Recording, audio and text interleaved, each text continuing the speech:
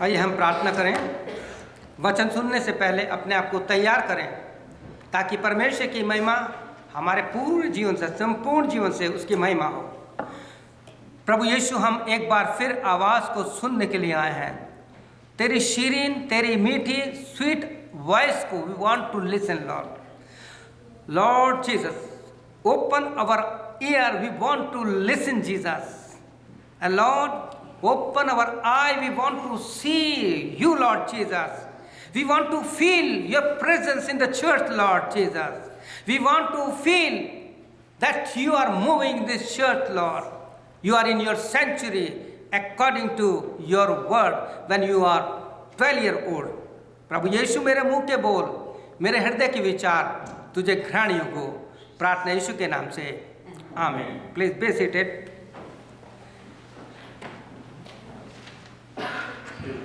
Oliver गया? इस समय हम आज का जो वचन जो हमने पढ़ा, भजन 150, जब इसको भजन को पढ़ते हैं तो इसमें कुछ खास चीज दिखाई नहीं देती, राइट? स्तुति साज है, लेकिन है क्या?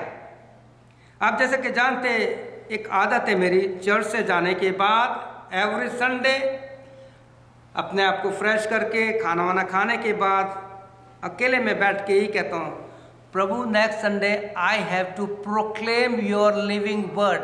तेरा जीवित वचन मुझे बताना है, तू मुझे बता क्या प्रचार करूँ। और आपको विश्वास नहीं होगा, 4 तारीख 4th of this month और करीब सुबह 3:15 पर जब मैंने घड़ी देखी 3:15 थे, और परमेश्वर ने एक रेवोल्यूशन खोला इस वचन के लिए कि इस वचन में भजन 150 में क्या है। तो मैं चाहूँगा कि मेरे मिसिस आके इस चीज़ को पढ़ दे, इस स्क्रिप्चर रीडिंग को आप पढ़ सकती हैं आकर के। आपको हिंदी आती सुनील? नहीं आती आपको? ये इधर यहाँ से पढ़ना है आपको, यहाँ से पढ़ना है आपको, उस पर यहाँ से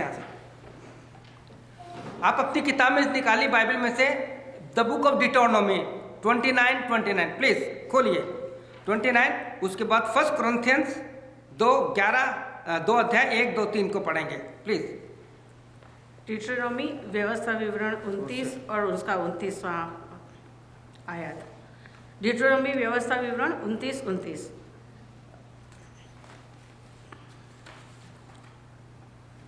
जी, व्यवस्था विवरण 29 और 29।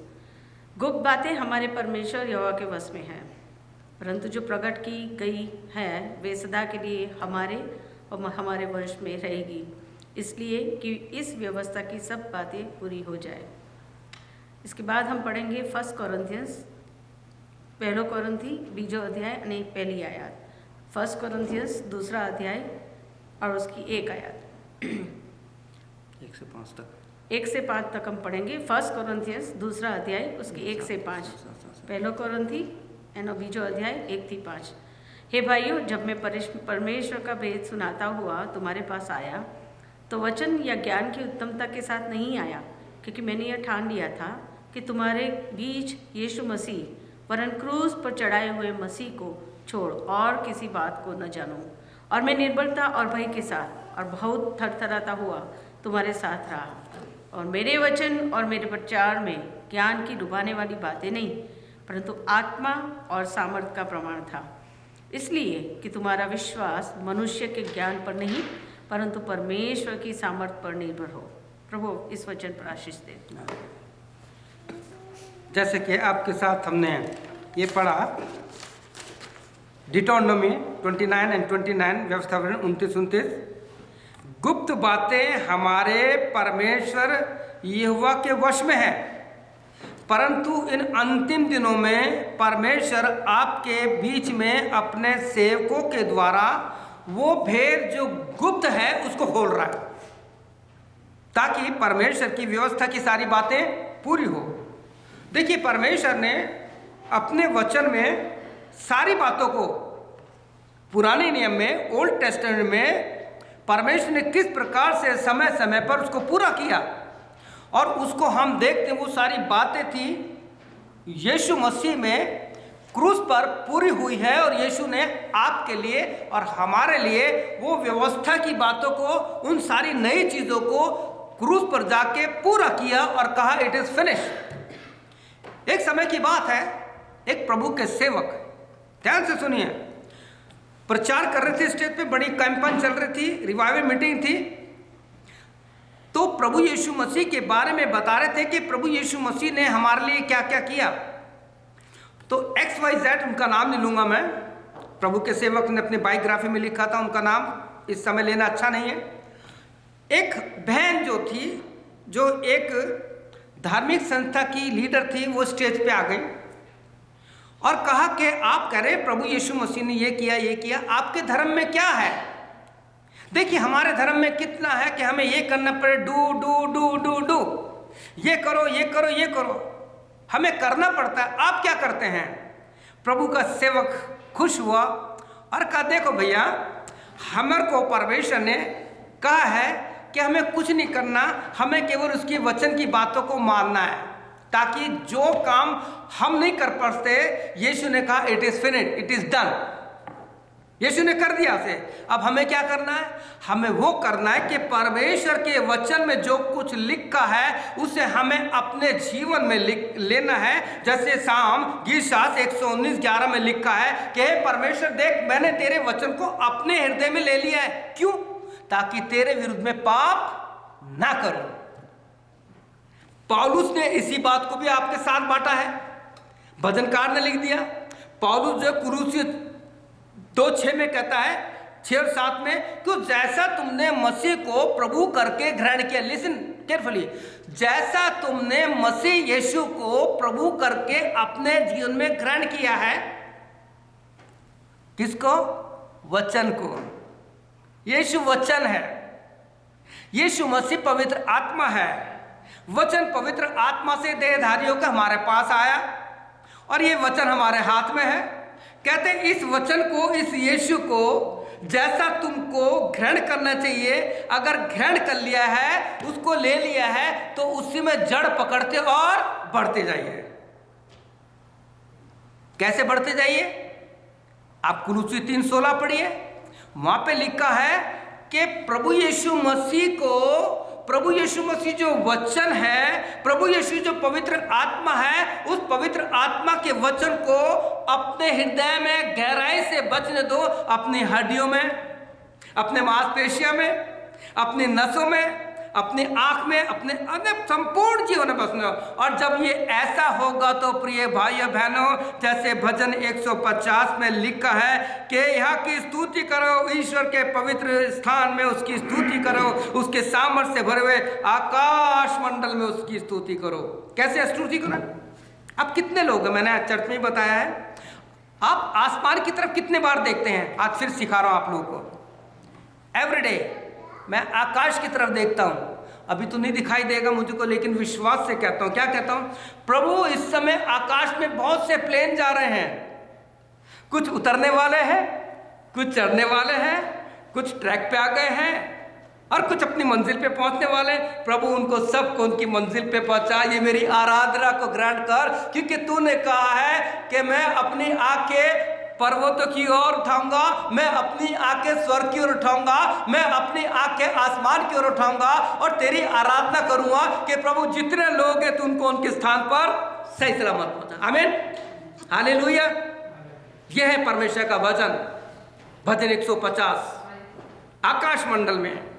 तो सवाल ही उठता है, आप कहेंगे कि प्रभु के दास आप ये बताओ उसमें ऐसी खूबी क्या है? भजन 150 में से कौन सी चीज़ है कि जो आप बताना चाहते हैं? मैं नहीं बताऊंगा भैया, ये पवित्र आत्मा है, परमेश्वर का आत्मा है। क्योंकि परमेश्वर के वचन में हमने जो पहला कुरिन्थियों पढ़ा, डिटोनॉमी 29:29 में पढ़ा कि गुप्त बातें जो थी परमेश्वर खोल रहा है हमारे लिए, हमारे बच्चों के लिए, परिवार के लिए, ताकि व्यवस्था की सब बातें पूरी की जाएं, हमारे जीवन से पूरी हो। और फिर पहला कुरिन्थियों हमने पढ़ा था, पहला कुरिन्थियों 20 अध्याय 2 अध्याय 1 से 7 तक हम पढ़े। हे भाइयों, जब मैं परमेश्वर का भेद सुनाता हुआ तुम्हारे पास आया, जब मैं फर्स्ट टाइम यहाँ पे खड़ा हुआ था, उस समय हम दोनों एक दूसरे को इतना नहीं जानते थे, लेकिन हम जैसे आज एक दूसरे को जानते हैं, क्या इस प्रकार से हम यीशु मसीह को जानते हैं? सवाल ही उठता है, क्या प्रभु के वचन को जानते हैं? प्रिय भाइयों बहनों, हम जब एक दूसरे को जानते हैं तो यहाँ पे लिखा है, इस वचन को आप पढ़िए घर जाकर के, 1 कुरिन्थियों 2 अध्याय उसका 7वां 1 से 7 तक। तो यहाँ जो मैंने लिखा है, हम परमेश्वर का गुप्त ज्ञान, दीजिए, हम परमेश्वर का गुप्त ज्ञान भेद की रीति पर बताते हैं, जिसे परमेश्वर ने सनातन से महिमा के लिए हमारे लिए ठहराया है। हम इसलिए परमेश्वर के गुप्त ज्ञान को, गुप्त भेद को बताते हैं, ताकि परमेश्वर की सारी व्यवस्था हमारे जीवन से पूरी की जाए। तो आज आप इस बात को देखिए कि भजन 150 में 6 पॉइंट बताना चाहता हूं आपको शॉर्ट में, या जैसे भी परमेश्वर का पवित्र आत्मा मुझे अगुवाई करेगा, मैं चाहता हूं कि भजन को हम समझ जाएं ताकि हम पढ़ने लग जाएं। मैंने बहुत से लोगों से पूछा है, लोग इस भजन 150 को बहुत कम पढ़ते हैं, स्तुति के रूप में पढ़ लेते हैं, या कि स्तुति करो बस खत्म इसके बाद, लेकिन उसकी डेप्थ में नहीं जाते हैं। लेकिन जब 4 तारीख को उसकी गहराई में गया, प्रभु से पूछा, आपने परमेश्वर के वचन में यिर्मयाह 33:3 पढ़ा होगा ना? यिर्मयाह 33:3 में लिखा है, परमेश्वर ने आपसे भी कहा है, मुझसे भी कहा है, और वही परमेश्वर यीशु मसीह आपसे भी कहता है और मुझसे भी कहता है। मत्ती 7:7 में, मुझसे प्रार्थना करना, मुझसे प्रार्थना कर। यिर्मयाह 33:3 में लिखा है कि मुझसे प्रार्थना कर तो मैं तुझे वो गहरी गहरी बातें बताऊंगा जिन्हें तू अब तक नहीं समझता। तो ये कैसे समझ सकते हैं? मैं बार बार आपको बताता है, जब तक कि हमारा परमेश्वर के साथ 1 कुरिन्थियों 6:17 के अनुसार उसके साथ गहरी संगति नहीं होगी। बाइबल में लिखा है, जो परमेश्वर की संगति में रहता है वो उसके साथ एक आत्मा हो जाता है, और जब आत्मा में हो जाता है तो लिखा वही परमेश्वर का आत्मा अपने भेद को अपने सेवकों पर और आप पर प्रकट करता है। प्रभु यीशु मसीह जो है, he is not partial God, वो भेदभाव करने वाला नहीं है कि प्रभु के सेवक जो हैं उनको तो इतना दे दिया, मेरे को इतना दिया। प्रभु तक है, तुम मांगते हो पाते नहीं, क्योंकि जैसा मांगना चाहिए ऐसा तुम नहीं मांगते। ये छोटे छोटे बच्चे हैं, मम्मी पापा के पीछे पड़ जाते हैं, हमारा बर्थडे आ रहा है, हम तो यही चाहिए, हमें तो देना पड़ता है। बच्चे जिद करते हैं, क्या हम अपने प्रभु से जिद करते हैं? एक प्रभु के सेवक हैं भाई गुड्डू जैन, उन्होंने एक गीत गाया था, उस गीत से मुझे बहुत आशीष मिली, और मैंने इंडिया में भी एक संदेश दिया था कि द वीकनेस ऑफ गॉड, हमारे परमेश्वर की कमजोरी क्या है। तो उसमें एक कमजोरी बताई थी कि जैसे आप अपने बच्चों को रोता नहीं देख सकते, जैसे आप अपने बच्चों को दुख तकलीफ में नहीं देख सकते, ऐसे ही परमेश्वर अपने बच्चों के आंखों में आंसू नहीं देख सकता। सवाल ये उठता है, am I the child of God? सबसे बड़ी बात, क्या मैं प्रभु का बच्चा हूं? अगर प्रभु से संबंध है हमारा, और जब आप रोएंगे, प्रार्थना करेंगे, आज दुख की बात है, हम सेवक के आंखों में आंसू नहीं है, सेवकों के आंखों में से आंसू सूख चुके हैं, तो कैसे काम होगा? द प्रॉफिट जो है, वीपिंग प्रॉफिट यिर्मयाह रो रो के चिल्ला चिल्ला के प्रार्थना कर रहा है, अरे अभी तुम गुलामी से निकल जाओ, अभी भी निकल जाओ, परमेश्वर का वचन लिखा है। तो उन्होंने गीत गाया था, कुछ लोगों से जाने हैं ये राज की बातें हम, कुछ लोगों से जाने हैं ये राज की बातें हम, कुछ लोगों से जाने हैं ये राज की बातें हम, जो मांगे वो ही पाए, जो मांगे वो ही पाए, दुआ में जो रो जाए, दुआ में जो रो जाए, इस जिस्म की फिक्रों में हम सुस्त ना हो जाए, कुछ वक्त खुदा को दे, दुनिया में ना खो जाए। जब दुनिया में खो जाएंगे तो कहाँ से आंसू आएंगे? आंसू आएंगे, मेरे पे मकान नहीं, मकान दे। प्रभु का ले। मेरे पास बच्चे नहीं, बच्चे दे, ले। मेरे पास फर्नीचर नहीं है, ले। लेने के बाद प्रभु ने हमें सब कुछ दे दिया। प्रभु क्या करे, जो तूने मांगना था वो तो मांगा नहीं, उद्धार से तूने मांगा नहीं, तो यहाँ परमेश्वर के वचन में लिखा है कि परमेश्वर की महिमा में हम क्या करें। तो अपनी बाइबल निकाल लीजिए, गीत शास्त्र 150 पढ़ लीजिए। अब आपके साथ बांटना चाहता हूँ तीसरा वचन, गीत शास्त्र का शाम का तीसरा वचन, सारंगी और वीणा। चौथा वचन, डफ और तार वाले बाजे बजाते हुए उसकी स्तुति करो। देखिए साथ यहाँ पे लिखा है सारंगी और वीणा, डफ यानी ढोलक, tabla, what ever it is, और तार वाले बाजा बजाते हुए। आप बताइए कि ये साज कैसे बजाए जाते हैं? हाथ से ना, हाथ से साज बजाए जाते हैं। परमेश्वर ने कहा कि तेरे हाथ क्या मेरी महिमा कर रहे हैं क्या? मैं जब प्रभु के साथ नहीं था तो मेरे सांस, मेरे हाथ, मेरी आवाज वो शैतान के लिए इस्तेमाल होती थी। 7 साल रामलीला का डायरेक्टर रहा, रामलीला कराता था मैं, वहां पे बाजा बजाता था, संगीत देता था। परमेश्वर की महिमा नहीं होती थी, क्योंकि मैं अपने उन्हीं पूर्वजों की लेन में चल रहा था जो मेरे दादा थे। सूरज सिंह जी चौहान 2002 में मिलने भी गए था मैं टाटगढ़ में, नहीं मिलने थे गए। देखिए प्रिय भाइयों बहनों, यहाँ पे लिखा है कि जब हमारे हाथ में सारंगी और वीणा बजाते हुए, डब बजाते हुए परमेश्वर की स्तुति करो। तीसरा वचन में लिखा है ये साज जो है हमारे हाथों से बजाए जाते हैं, हमारी उंगली से बजाए जाते हैं और अपने जीवित परमेश्वर की स्तुति करते हैं। जो संसार के लिए गाते बजाते हैं वो प्रभु के लोग नहीं हैं। जब मैंने प्रभु यीशु को जीवन दे दिया, मेरी जो सबसे बड़ी कमी थी, कमजोरी थी, जो मुझे प्रभु के पास आने के लिए रोक ली थी, आज थोड़ा सा गवाही बताऊंगा मैं इसमें। मैंने 35 mm जो प्रोजेक्टर होता है ना थिएटर में, वो चलाने का कोर्स किया। 16 mm का एग्जाम दिया, 17 mm का दिया, और मैं कॉलेज से फिल्मों का, बॉलीवुड का इतना गुलाम था कि मैं कॉलेज से एक केवल इंग्लिश लिटरेचर का पीरियड लेकर के बाकी मैं थिएटर पे जाता था और ऑपरेटर से कहते यार जाओ मैं चलाऊंगा आज सामान। गुलाम था मैं संसार का, और वो मेरे को प्रभु के पास आने के लिए रोकती थी। मोहम्मद रफ़ी का वैन था, उसका अवार्ड मिला मुझे कि आप मोहम्मद रफ़ी का गाते हो, प्रभु की महिमा नहीं करते। लेकिन जब प्रभु यीशु मसीह आया और जब प्रभु के लिए गाने लगा, तो मैंने एक दिन कहा पहले मैं किसके लिए गाता था मुझे नहीं पता था, लेकिन आज मैं जिसके लिए गाता हूं उसको मैं पर्सनली जानता हूं। He is my personal God, he is my personal brother, he is my personal friend. क्योंकि उसने कहा यू आर माई फ्रेंड, तुम मेरे मित्र हो। कितनी सुंदर बात है। क्या आपका ऐसा है भैया? क्या आप जो इतने बैठे हैं, मैं आपके आंखों से आंखें मिला के बात कर रहा हूं, क्या ऐसा संबंध आपका परमेश्वर से है पर्सनली? तो परमेश्वर से एक आत्मा हो जाइए तो परमेश्वर अपने भेदों को खोलेगा। यहां इस चीज को हम देखते हैं कि परमेश्वर के वचन में सारंगी, वीणा, जब प्रभु के लिए हमारी रिकॉर्डिंग होती थी, अलग अलग साज वाले बजाने आते थे। मैंने जो सारंगी, जिसने मेरे गजलों में सारंगी बजाई है, उसने बताया कि उसकी उंगलियां खून निकलता था, क्योंकि यहाँ से बजाया जाता है सारंगी, खून निकलता था। और जब परफेक्ट हो गया तो वो यहाँ गांठें बन गई थी। हमारे अंदर प्रभु की ऐसी गांठ बन जाए कि कोई उसको निकाल ना पाए। हालेलुया। और हम कह सके जब से प्यारा यीशु आया मेरा जीवन बदल गया।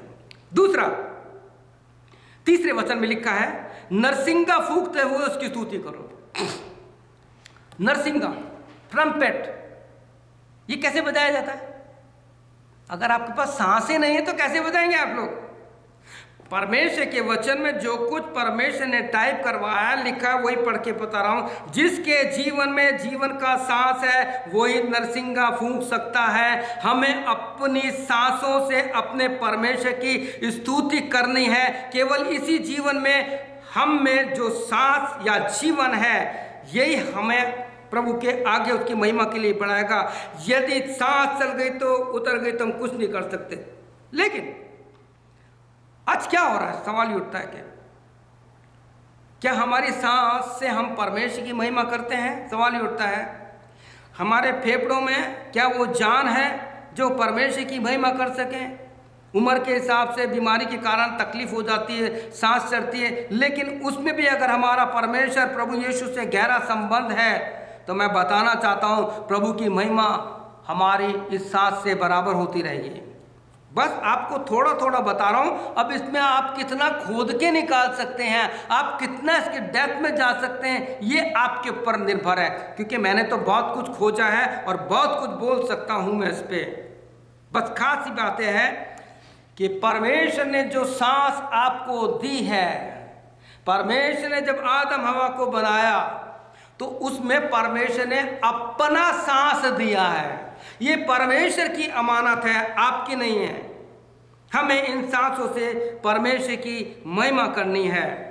और यहाँ हम इन चीज़ों को देख सकते हैं कि जब तीसरे वचन में हम आते हैं सारंगी बजाते हुए और डब बजाते हुए, इन चीज़ों को हम बार बार लेते हैं कि हमारी सांस है तो हमारे हाथ भी हैं, हमारी उंगली भी है। सवाल ये उठता है कि जब हमारे जीवन में सांस है, हम जिंदा प्राणी हैं, तो परमेश्वर आपसे एक प्रश्न करना चाहता है, आपसे एक बात कहना चाहता है। और प्रभु आपसे एक बात पूछ रहा है, आप सबसे, आप जितने यहाँ बैठे हैं। आप निर्गमन एक्सोडस 4:2 पढ़ेंगे तो प्रभु कहते तेरे हाथ में क्या है? तेरे जीवन में सांस है, तेरे में जीवन है, तू चलता फिरता है, इंसान है, और तेरे हाथ भी चल रहे हैं, उंगली भी चलते हैं। लेकिन सवाल ये होता है कि तेरे हाथ में है क्या मेरी महिमा के लिए? सवाल ये उठता है। ठीक है, आपको साज बजाना नहीं आता, आपको कुछ नहीं आता, ताली तो बजा ही सकते हैं। मैं यहाँ पे ढोलक वाला नहीं आता तो मैं यहीं से बजा लेता हूँ ताल। इस्तेमाल करना है, जो कुछ भी आपके हाथ है, इस हाथ में आपको प्रभु की महिमा दिखानी है। एक व्यक्ति था जो जिंदा था, जिसके हाथ में जीवन में सांस था। बाइबल में लिखा है, प्रभु यीशु मसीह ने इसके बारे में बताया, क्योंकि प्रभु यीशु मसीह को दोष लगाने के लिए लोग हर समय मौका ढूंढते थे। आज भी बहुत से सेवकों पर हम दोष लगा देते हैं, हमारा काम नहीं है, प्रभु का काम है, प्रभु का काम है, वो उस पर न्याय करेगा। हम सेवकों का, हम जो सेवक हैं, हमारा न्याय पहले होगा, आपका बाद में होगा। जब हमारा ही पहला न्याय होगा, बाइबल कहती है, जब हम ही कठिनाई से करेंगे तो उनका क्या होगा? सवाल होता है। तो प्रभु यीशु मसीह पर दोष लगाने के लिए लोग एक व्यक्ति को लाए जिसका हाथ सूखा पड़ा था, उसके हाथ में कुछ भी नहीं था। तो मत्ती की वार्ता, मत्ती 12 उसके 10 वचन में लिखा है कि लोगों ने जब यीशु पर दोष लगाया तो यीशु मसीह ने उस व्यक्ति को बुलाया और बीच में खड़ा किया, मौजिस से कहा कि तेरे हाथ में क्या है, और आपसे कह रहा है कि आपके हाथ में क्या है। सवाल उठता है, क्या आपके हाथों के द्वारा प्रभु की महिमा हो रही है? क्या आपके अंदर जो जीवन का सांस है, जो आपको चलता फिरता बना रहा है, जो आपको प्रभु के कार्य के लिए हाथ बढ़ाने के लिए कह रहा है? प्रभु ने कहा अपना हाथ बढ़ा। आज आपको और हमको प्रभु के कार्यों के लिए हाथ बढ़ाना है। अगर हम हाथ नहीं बढ़ाएंगे, अगर हम प्रभु के लिए कुछ नहीं करेंगे, तो प्रभु किसी और को इस्तेमाल करेगा।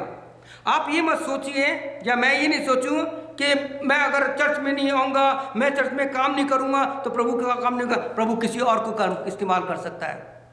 अगर हम चुप हो जाएंगे, पत्थरों से भी इस्तेमाल कर सकता है। आज प्रभु का धन्यवाद हो। आज जब मैंने सुबह अभी चर्च में आ रहा था तो मैंने अपनी गाड़ी में देखा तो मेरे एक स्टूडेंट का आज वॉइस कॉल आया मेरे पास, जिसने प्रभु को जीवन दिया। उसको 10th में थी, 11th में थी, मैंने उसको इंग्लिश पढ़ाई, नॉन क्रिश्चियन थी, और उसने प्रभु को जीवन दिया। उसने बड़ा सुंदर भेजा कि सच्चे रिश्ते चाहे कितने दूर चले जाए कभी ख़त्म नहीं होते हैं। प्रभु हमारा बहुत दूर है, लेकिन इतना दूर भी नहीं कि आप उसे महसूस नहीं कर सके। वो इतना पास है कि कहते हैं मैंने तुझे अपनी गोद में ले रखा है, मैंने तुझे अपने हाथों में रख रखा है। प्रभु के तो हाथ बड़े हुए हैं, लेकिन सवाल ये होता है क्या हमारे हाथ परमेश्वर की महिमा के लिए तैयार है? पहले और दूसरे में हमने कहा हमारी सांस के जब तक जीवन में है, हमारे हाथ पैर चलेंगे, इन हाथों से हमें परमेश्वर की महिमा करनी है। तीसरा 4 वचन में लिखा है नाचते हो इसकी स्तुति करो। अब यहाँ पर परमेश्वर के वचन में लिखा है 12वें वचन में, इसलिए ढीले हाथों और निर्बल घुटनों को सीधा करो और अपने पांवों के लिए सीधा मार्ग बनाओ। हमें अपने पैरों का परमेश्वर की महिमा के लिए, उसके कार्यों के लिए इस्तेमाल करना है। परमेश्वर के वचन में बहुत सुंदर बात लिखी है, आपके और मेरे पैरों के लिए परमेश्वर ने कहा है तुम्हारे your feets are the blessed, आपके पैर धन्य हैं, आपके पैर सुहावने हैं। कब? जब परमेश्वर की कार्य करेंगे। अगर आप यशाया 52:7 पढ़ेंगे तो लिखा पहाड़ों पर उनके पैर क्या ही सुहावने हैं। पहाड़ों में बोलते हैं दुख, तकलीफ, परेशानी, ऊबड़ खाबड़, जितने भी जीवन में उतार चढ़ाव आते हैं, चाहे कितनी ही दुख तकलीफ आए, उसके लिए परमेश्वर का वचन कहता है पहाड़ों पर उनके पैर क्या ही सुहावने हैं जो शुभ समाचार लाते हैं। समाचार दो प्रकार के होते हैं, एक गुड न्यूज और एक बैड न्यूज। केवल मैं आज आप सबको बताना चाहता हूं, बाइबल के सिवाय आपको कहीं भी गुड न्यूज नहीं मिलेगा। मैं अक्सर अपने पापा से कहता था, प्रभु के पास चले गए, सुबह उठते वो बाहर जाके बैड न्यूज उठा के लाते थे। आज लोग छापा बोलते हैं गुजराती में, अखबार पढ़ते हैं कि क्या न्यूज है। पहले आप प्रभु के वचन को देखिए, इसमें गुड न्यूज है, उसके बाद न्यूज देखिए कि दुनिया में क्या हो रहा है, और फिर उसके लिए आप प्रार्थना कीजिए। यह है परमेश्वर की महिमा। मैं अपने भारत देश के लिए प्रार्थना करता हूँ, क्योंकि चाहे मेरे को यहाँ की सिटीजनशिप है, लेकिन भारत का रहने वाला हूँ, भारत की बात सुनाता हूँ। मेरा देश, ये मट्टी में वहीं पैदा हुआ, उसी मट्टी में खेला हूँ मैं, और मट्टी में चला जाऊंगा। जब जिस्म से जान निकलती है तब मिट्टी ही रह जाती है, कल किसने किसको देखा है, बस यादें ही रह जाती हैं। प्रिय भाइयों बहनों, यहाँ पे लिखा है कि हमारे पैर जो है परमेश्वर की महिमा के लिए, इसलिए पौलुस इफिसियों 6 में कहता है, और पैर में मेल के सुसमाचार के जूते पहन लो। हमें वो मेल मिलाप के जूते, हमें मेल मिलाप करना है। मेल मिलाप की सेवा परमेश्वर ने आपको दी है। आप 2 कुरिन्थियों 5 अध्याय उसका 18, 19, 20 पढ़ेंगे। और परमेश्वर ने प्रभु यीशु मसीह में होकर संसार का मेल मिलाप कर लिया, हमें मेल मिलाप की सेवा सौंपी, मेल मिलाप का वचन दिया। और प्रभु यीशु मसीह के मुंह के शब्दों में जो लिखा है, आप मैथ्यू 5:10 पढ़ेंगे तब लिखा है, धन्य है जो मेल मिलाप कराते हैं, क्योंकि परमेश्वर के बेटे और बेटी कहलाएंगे। ये है हमारे पैरों का काम। मैं आपको एक कहानी सुनाना चाहता हूं, एक ट्रू स्टोरी, कि इस पैर के लिए कितनी बड़ी हम इन बातों को देख सकते हैं कि परमेश्वर ने हमें पैर इसलिए दिए हैं कि हमारे पैरों के द्वारा परमेश्वर की महिमा हो। एक जवान था जो चर्च में आता था, कभी नहीं आता था, बस ऐसे ही घूमता फिरता रहता था। और आजकल के स्टंट बहुत दिखाते हैं ना, आजकल के जवान लोग, ऐसे कोई स्टंट दिखा रहा होगा, अपना खेल दिखा रहा होगा, उसमें उसके दोनों पैर कट गए। और जब पैर कट गए तो पास्टर साहब ने जाकर, प्रभु के सेवकों ने जाके, माँ बाप ने आंसू बहा करके उसके लिए प्रार्थना की। अब पैर तो चले गए, आएंगे नहीं, लेकिन धन्यवाद, परमेश्वर के वचन में लिखा है रोमन्स 8:28 में, क्योंकि हम जानते हैं जिनसे परमेश्वर प्रेम करता है उनके लिए सारी बातें मिलकर भलाई को उत्पन्न करती है, अर्थात उन्हीं के लिए जो परमेश्वर की इच्छा के अनुसार बुलाए हुए लोग हैं। उसकी टांग तो चले गई, लेकिन परमेश्वर को पता था मुझको इसी से काम लेना है। फैनी क्रॉस्बी छोटी सी उम्र में आंख चली गई थी, उसने ऐसे ऐसे गाने लिख दिए, blessed assurance Jesus is mine, मेरा फेवरेट सॉन्ग है वो। प्रिय भाइयों बहनों, अगर मेरे 8 साल कान नहीं जाते होते, मैं 8 साल बहरा नहीं रहता, तो आज जो परमेश्वर ने सामर्थ्य है वो मेरे पास नहीं होती। परमेश्वर का धन्यवाद हो, उस जवान के लिए उसके पैर तो चले गए, लेकिन उसके जीवन में प्रभु यीशु मसीह आ गया, उसके पैर यीशु मसीह बन गए। और चर्च में खड़ा होकर उसने गवाही दी, और पास्टर से कहता है, पास्टर साहब मुझे भेजो, मैं प्रचार के लिए जाऊंगा। पास्टर साहब मुझे भेजो, मैं प्रचार के लिए जाना चाहता हूं। ये ट्रू स्टोरी बता रहा हूं आपको। पास्टर ने कहा, बेटा तू तो, तेरे पैर नहीं है, कैसे जाएगा?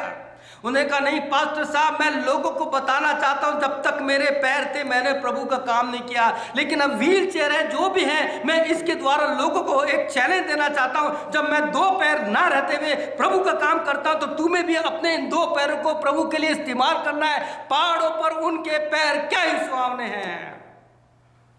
आपको और हमको प्रेरणा दी है, जैसे आप नौकरी के लिए भागे भागे जाते हैं, क्या हम प्रभु के लिए, अगर हमें पता लग जाए कि वो आत्मा जिसके लिए प्रभु कह रहा है, जा उससे बात कर। लोगों ने मुझसे कहा कि एडमंटन में किसी को वचन मत सुनाना। मैं तो ड्राइवर को भी सुनाता हूँ, चल बैठ जाता हूँ, पूछता हूँ प्रभु किसके पास जाऊँ, और जाके बैठ जाता हूँ, उससे बात शुरू कर देता हूँ, कार्ड दे देता हूँ। ये हमें ढूंढना है। प्रभु यीशु मसीह ने अपने वचन में साफ लिखा है लूका 19:10 में कि प्रभु यीशु मसीह जब खोयों को ढूंढने, उनका उद्धार करने के लिए आए, तो प्रभु ने भी आपको इसलिए रखा है कि आप अपने पैरों का, अपने हाथों का, अपनी सांस का इस्तेमाल करें और खोयों को ढूंढें और प्रभु से पूछे, प्रभु मैं किसके पास जाऊं? कौन जाएगा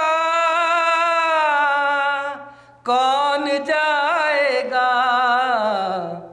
प्रभु तू मुझको भेज, मैं जाऊं वहाँ। आजकल ये नहीं गाता, प्रभु तू उसको भेज, वो जाए वहाँ। वहाँ पे बहुत खतरे, प्रभु मैं उसके लिए प्रार्थना कर लूँगा, मैं नहीं जाना मांगता वहाँ पे, क्योंकि बहुत तकलीफ है। आज बहुत से माँ बाप कहते हैं हम अपने बच्चों को सेवक बनाना नहीं चाहते, और परमेश्वर के वचन में साफ लिखा है 8 रोमन में, बिना सुसमाचार प्रचारक के कौन सुनाएगा प्रचार।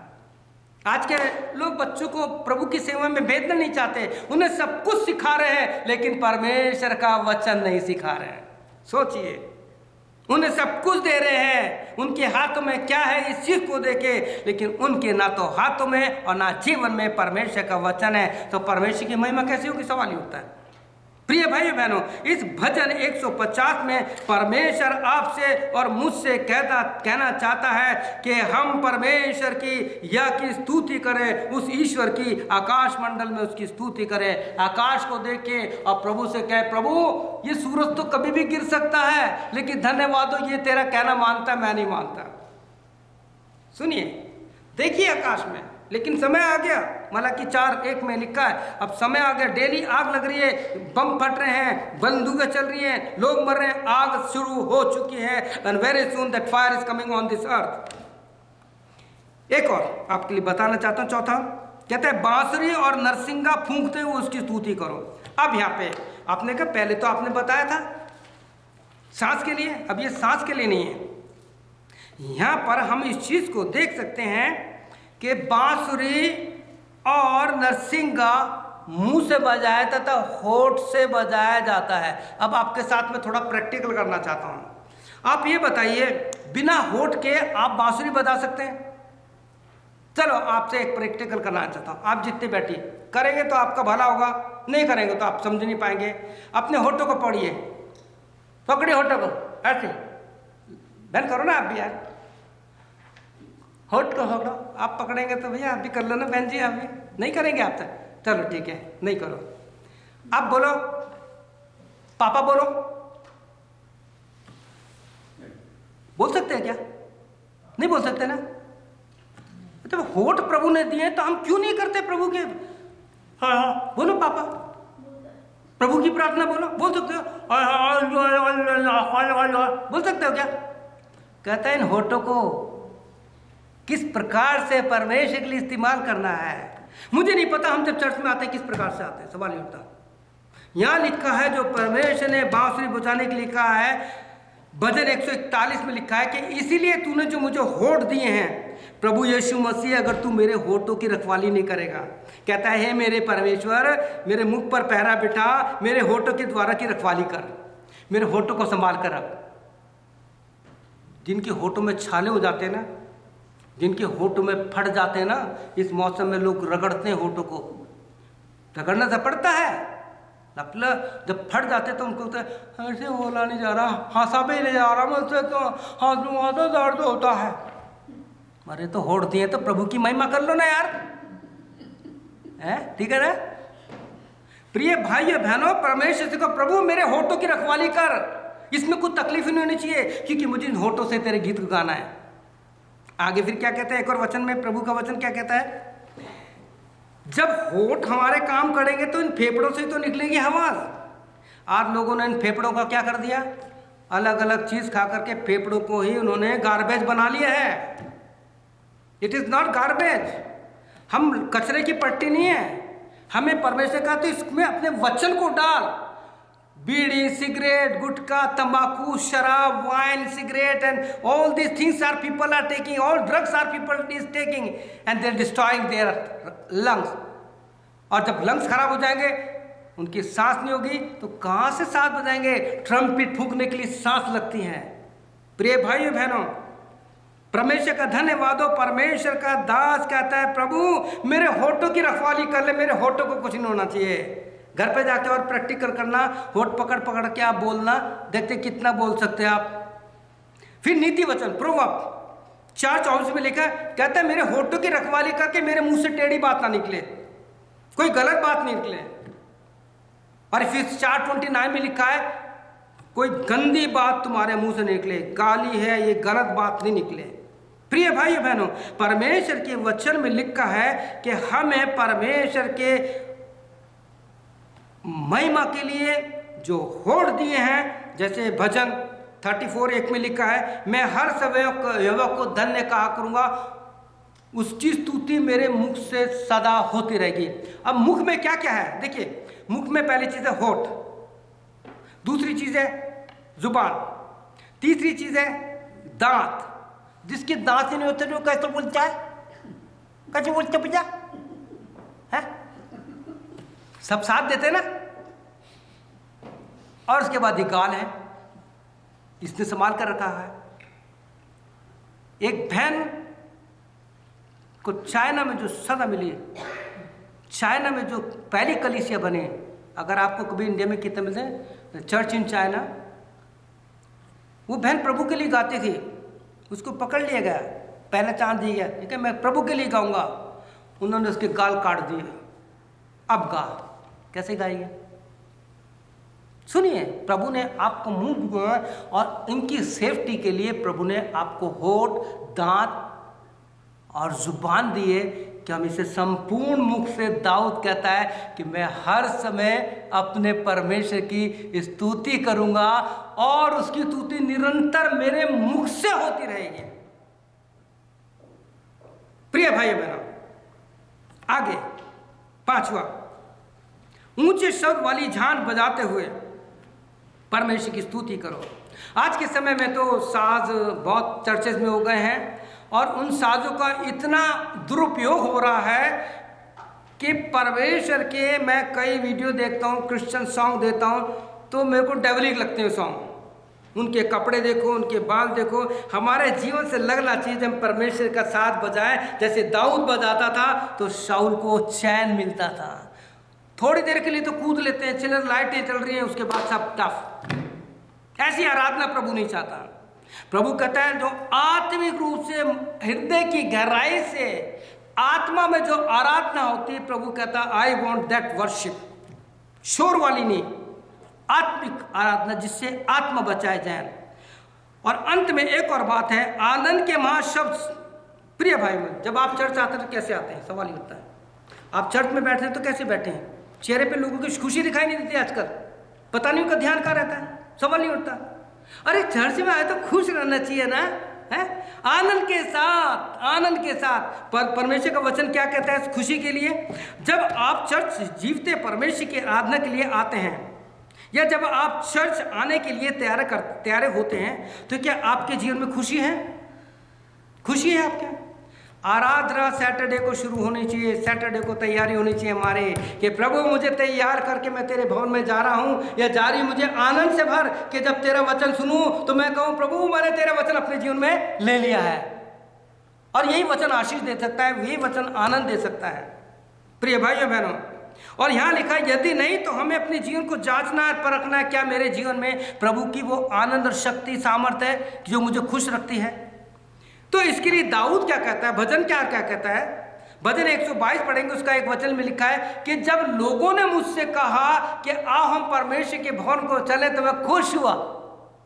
आज लोगों को चर्च के लिए कहते तो उनको खुशी नहीं होती। वो कहते हैं आज तो बहुत हमें काम करना, आज एक संडे का दिन मिला है ना, हमें तो कपड़े धोने हैं, ये करना है, जब बाजार जाना है, ग्रोसरी लेनी है। ठीक है, जिनकी नौकरी है उनको प्रभु आशीष दे, वर्क इज वर्शिप।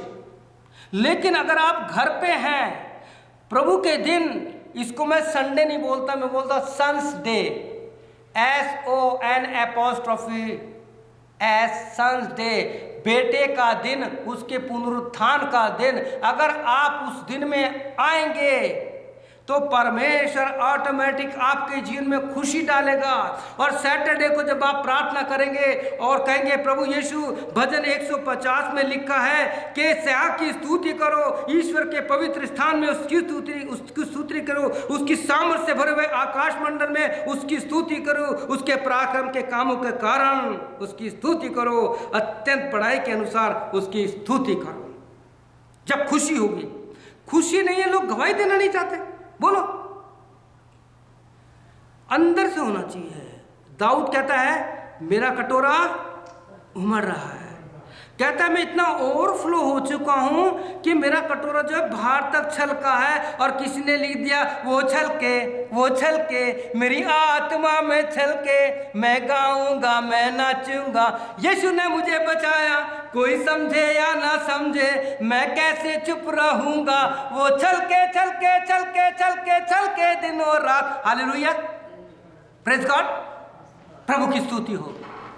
यह है परमेश्वर का वचन, भजन 150 के जहाँ पे परमेश्वर कहता है कि तुम्हारे संपूर्ण जीवन से बाहर के जो आपके दो पार्ट है, आपको पता है, आप मैसेज सुनना, मैंने यूट्यूब में डाला है, हमारे शरीर में दो पार्ट, दो यानी पैर के हिस्से, 2 कान, 2 आँख, 1 नाक के लेकिन 2 छेद, 2 होठ, 2 हाथ और 2 पैर। इनका हम कैसे इस्तेमाल करने प्रभु के लिए? वो तो कहते हैं कि 1 नाक है, 2 छेद हैं, आपका जो जुकाम में 1 नाक बंद हो जाती है, क्या होता है? तकलीफ हो जाती है, नाक पे पता नहीं क्या क्या डालते हैं उसको भी खोलने के लिए, राइट? प्रभु आपको ये भारी छेद जो आपके पैर से हैं उनके लिए चाहता है कि इनको इस्तेमाल करो। और अंदर भी 2 पैर हैं जिन्हें फेफड़े बोलते हैं, जो आपकी सांस को रहते हैं, और एक हृदय है जो यीशु मसीह का मंदिर बनना चाहता है। 2 गुर्दे हैं जो आपके सारे सिस्टम को डाइजेस्ट पूरा करता है। आपका एक लीवर है, उसके भी 2 पार्ट हैं, आपके 2 ब्रेन है, इन दो का इस्तेमाल कीजिए। और जब ऐसा हो जाएगा, प्रभु हमारे जीवन में आ जाएंगे, तो आप और मैं इसी प्रकार से कहेंगे कि जब लोगों ने मुझसे कहा कि परमेश्वर के भवन को चलो, तो मैं क्या हुआ? आप खुश है क्या? Are you happy? Are you happy? खुश होइए, गाएंगे गाना, खुश खुदावंद आया है, उसको कबूल कर ले। नहीं प्रभु, ये नहीं होगा, गा लूंगा मैं, क्योंकि तेरे को लेने में बहुत तकलीफ होती है, बहुत कुछ छोड़ना पड़ेगा, तेरी आराधना नहीं कर सकता। प्रिय भाइयों बहनों, मैं आपसे एक ही बात कहना चाहता हूं कि जब आप चर्च आते हैं, आर यू हैप्पी? क्या खुश है? जब आपके चेहरे पे खुशी नहीं तो दूसरों का कैसे खुशी होगी? हम कब खुश पता है कब होते हैं? जब किसी सेवक की मजाक उड़ाई तब बहुत खुशते हैं, तब खुश होते हैं। जब लोगों की मजाक उड़ाई जाती है हम खुश होते हैं, लेकिन प्रभु के भवन में आने के बाद नो हैप्पी, चेहरे पे कोई खुशी नहीं है। मैं इसलिए कह रहा हूं आप लोगों को कि आप में से बहुत से ऐसे लोग हैं, परमेश्वर ने सिखाया, हम में बोला, मैं भी था ऐसा, मैं भी ऐसा था, लेकिन जब भजन 1 उसका 1 वचन आया ना, उसको मैंने नेगेटिव लिया। वो व्यक्ति धन्य नहीं है जो दुष्टों की युक्ति पे खड़ा होता है, ठट्टा करने वालों की मंडली में बैठता है। प्रिय भाइयों बहनों, वचन पढ़िए, और जब पढ़ेंगे तो प्रभु से कहिए, प्रभु यिर्मयाह 33:3 में लिखा है कि मुझसे प्रार्थना कर तो मैं तेरी सुनकर तुझे बड़ी बड़ी बातें बताऊंगा जो तुझे अभी नहीं समझ सकता, क्योंकि गुप्त बातें जो परमेश्वर के अंदर है, परमेश्वर के साथ है, जो खोल दी हैं, वो इसलिए कि व्यवस्था की सारी बातें पूरी हो। और यीशु ने भी कहा कि मैं अपनी आत्मा के द्वारा वो सारे भेद खोलूंगा। और पौलुस के द्वारा कहा गया कि हे प्रिय भाइयों, हम ये बात संसार के ज्ञान से नहीं, हम YouTube पे देखते हैं ज्ञानी लोगों को देखें, संसार का ज्ञान आत्मा नहीं बचा सकता।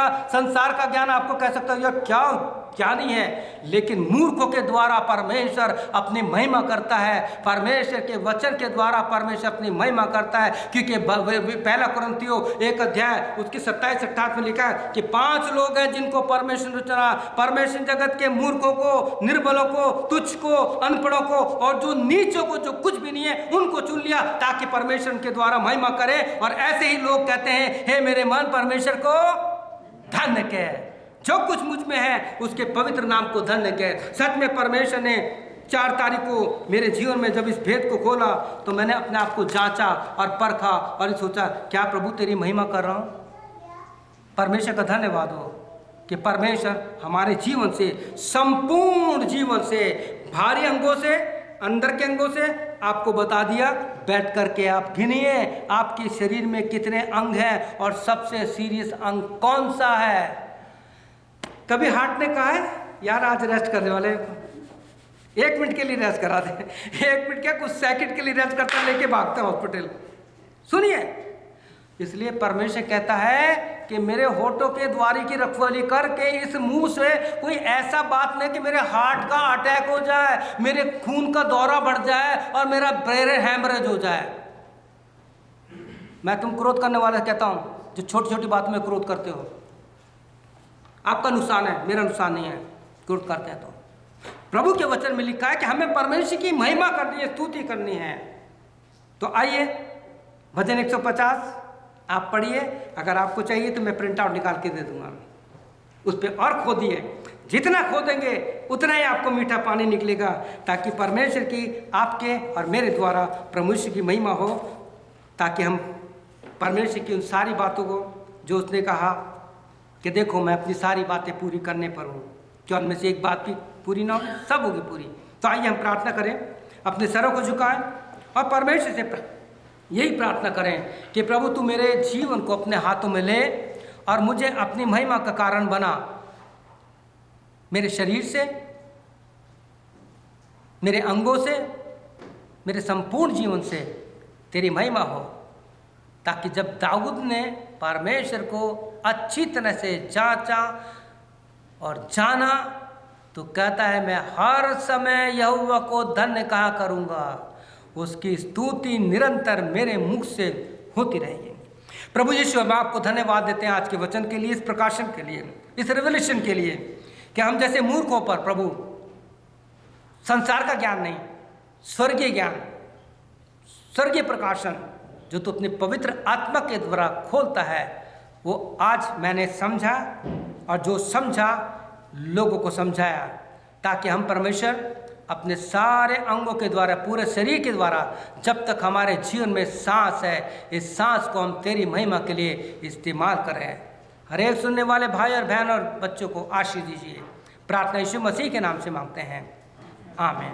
प्रभु आपको आशीष दे, आपकी सहायता करे कि वचन को गहराई से पढ़ें और जब चर्च आए तो दाऊद के समान खुश होते आए। May God bless you. प्रभु आपको आशीष दे।